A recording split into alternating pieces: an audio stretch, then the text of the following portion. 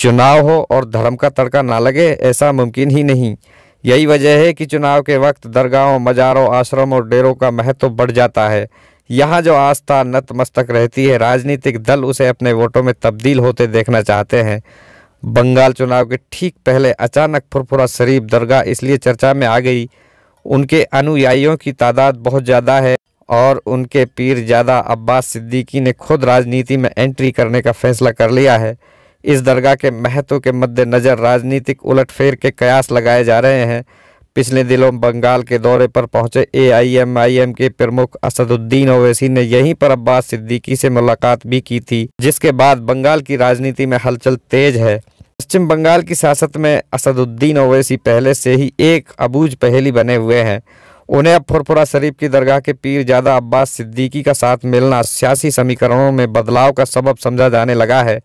अब्बास सिद्दीकी से पहले उस दरगाह के बारे में जान लेना ज़रूरी हो जाता है जिसके वो पीरजादा है, क्योंकि उनकी सारी ताकत वो दरगाह ही है।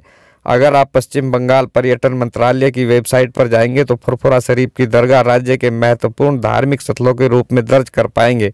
फुरफुरा शरीफ दरगाह बंगाल के हुगली जिले में है और इसे बंगाली मुसलमानों के सबसे बड़े आस्था केंद्र के रूप में जाना जाता है।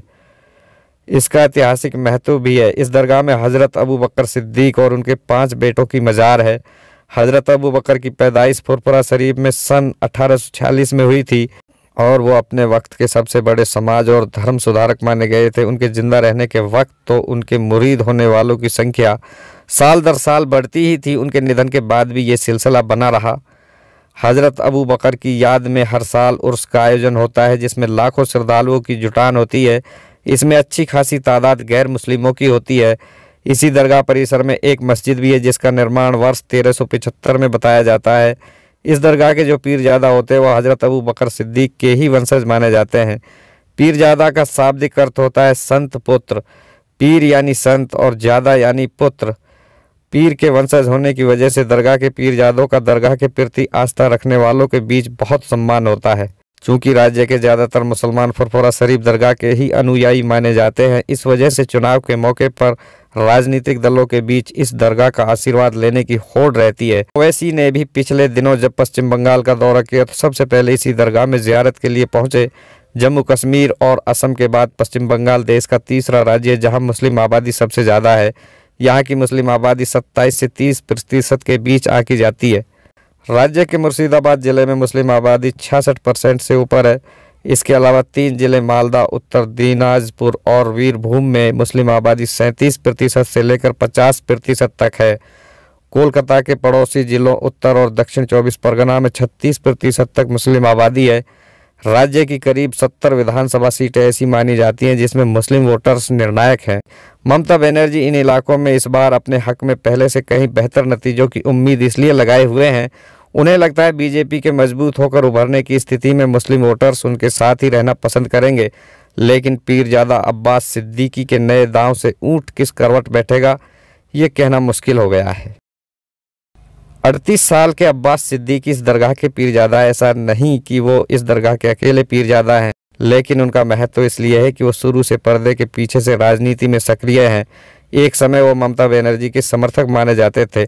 ममता बनर्जी कैंप में जिन गिने चुने लोगों का असर माना जाता रहा है उनमें अब्बास सिद्दीकी भी शामिल रहे हैं। अब्बास सिद्दीकी के ही करीब लोग बताते हैं कि जिस सिंगूर और नंदीग्राम आंदोलन के जरिए ममता बनर्जी ने राजनीति में अपनी कामयाबी की इबारत लिखी, उसके पीछे अब्बास भाईजान का दिमाग था और उस आंदोलन में भीड़ भाईजान के ही जरिए जुटी थी। लेकिन इस चुनाव से ठीक पहले अब्बास सिद्दीकी टीएमसी और ममता सरकार के विरोध में बोलने लगे, तभी सियासी गलियारों में हलचल मचनी शुरू हुई। उन्होंने ममता बनर्जी पर मुस्लिम हितों की अनदेखी करने का आरोप लगाया। पिछले रविवार को असदुद्दीन ओवैसी के साथ उनकी मुलाकात हुई तो उन्होंने कहा कि वो तो ओवैसी साहब के बहुत पुराने फ़ैन हैं। उनसे दूरी इस वजह से थी कि वो बंगाल की पॉलिटिक्स से दूर थे। अब जब वो बंगाल की पॉलिटिक्स में आ रहे हैं तो मुसलमानों की आवाज़ को और ज़्यादा मजबूती मिलेगी। विधानसभा चुनाव में क्या होगा दोस्तों, ये तो आने वाला वक्त ही बताएगा। ऐसी ही ताज़ा तरीन अपडेट के लिए हमारे चैनल को ज़रूर सब्सक्राइब करें। आगे हम आपके लिए और ऐसी ही अपडेट लेकर हाजिर होंगे। तब तक के लिए अलविदा।